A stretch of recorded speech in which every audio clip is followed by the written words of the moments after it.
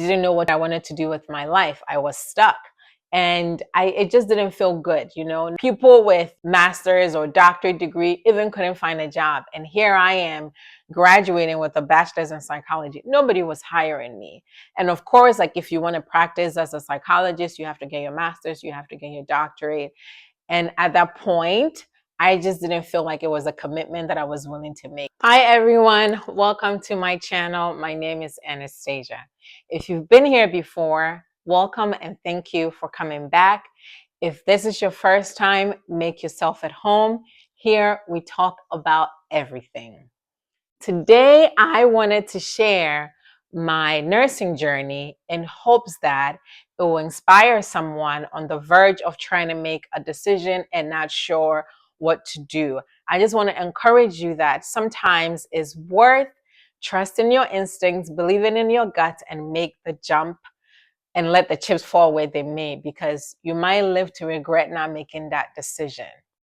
I graduated with my first degree, bachelor's in psychology, in 2008-2009 school year, in the middle of the financial recession. There were no jobs to be found anywhere. People with, master's or doctorate degree even couldn't find a job. And here I am graduating with a bachelor's in psychology. Nobody was hiring me. And of course, like if you want to practice as a psychologist, you have to get your master's, you have to get your doctorate. And at that point, I just didn't feel like it was a commitment that I was willing to make. It felt like it was a lot of school. It just wasn't a good time. My family, my parents were very supportive. They were always encouraging. And my mom was already in the nursing field. So it just came up in conversation, why don't you try nursing school? I didn't want to do it because my mom was a nurse and I had lots of friends and family that were in nursing. Everybody was a nurse. And I just felt like, one more nurse, sure. And I didn't want to do it. But I went ahead and listened and enrolled in nursing school. It was a very small private nursing school back where my parents lived. I had to basically change how I learn, how I read, how I understand things. It was a complete different language. Medical language was different. I was not familiar with it. So it was very challenging. But I, powered through it. And 2 years, I was done and I had my associate in nursing. And so I was working as an RN, but in order for you to, move up into managerial positions or anything like that, you're required to have a bachelor's degree. So I decided to go back to school and I looked for an online school and went for my bachelor's degree. I think it was a year or maybe less. 2012, 2013 was when I got my bachelor's in nursing. At this point, the marriage had come in and the kids and all that stuff. So it was a busy time, busy time in life. And then I was thinking about going back to school to get my master's. But then we were tagged to move overseas for my husband's job.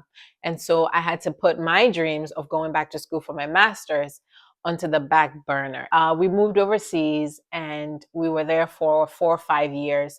2020, in the middle of the pandemic, is when we came back stateside. And then at that point, I felt like, okay, this is the time. Things were good. The kids were old enough. I was still working, but my husband wasn't traveling as much as he was before. So this is the moment. If you want to do it, this is the time to get it in. So that's another decision. What school to go to? And based on my working full time, taking care of kids, household chores and everything else, it felt to me that online school was the best choice for me. Now, after going to an online school, I would not recommend it if you have the option to go to a brick and mortar school. Only because the school that I went to, and this might not apply to all online schools, but the school that I went to, there was no lectures. There were no PowerPoint slides or notes or anything like that. It was just weekly posts, and then, they'll tell you to read chapter 1 through 16 and you get tested on. You were basically on your own, studying on your own. And then you also have to find your own preceptor clinical site, which was also very challenging because it's almost impossible to find anybody willing to precept you without taking thousands of dollars. I'm going to do a video about things that I wish I knew before going to nurse practitioner school, because I think there's some information out there that people need to know before getting themselves involved. So I finally graduated as a family nurse practitioner.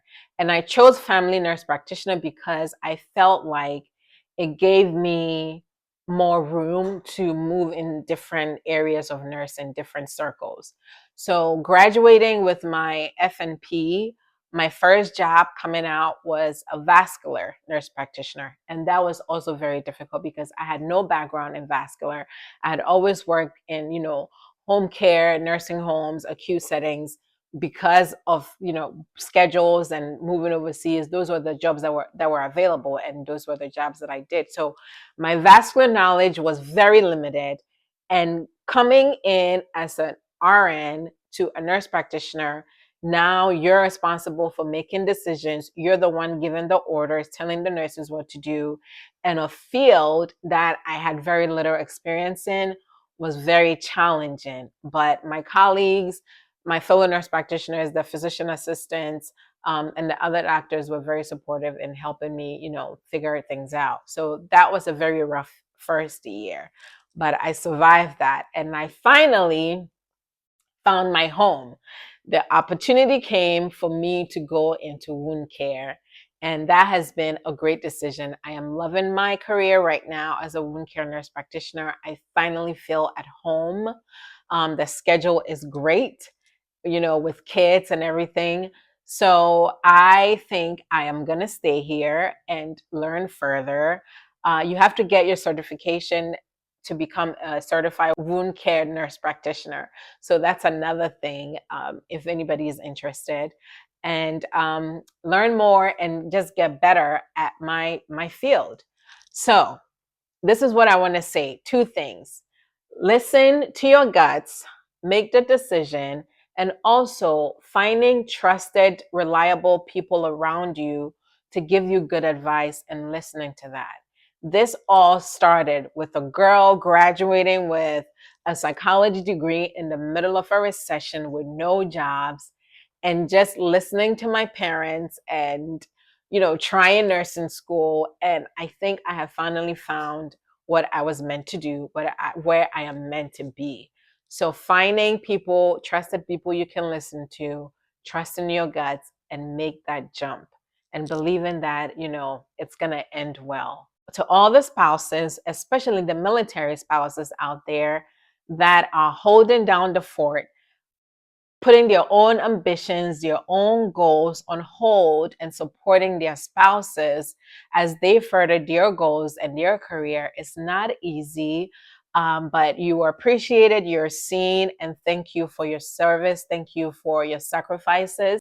So if this has inspired you to make any decision, it doesn't have to be life-changing decision.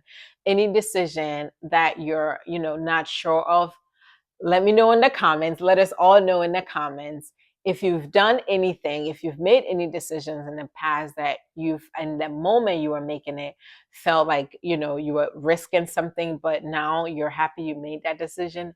Also put that in the comment. Let us learn. Let's talk about it with each other. The point of this channel is to learn from each other and make each other's life a little better each day. Thank you so much for watching. Please subscribe. Please share this video and hit the notification button so that you will be reminded when I post something. Thank you, and I'll talk to you soon. Bye.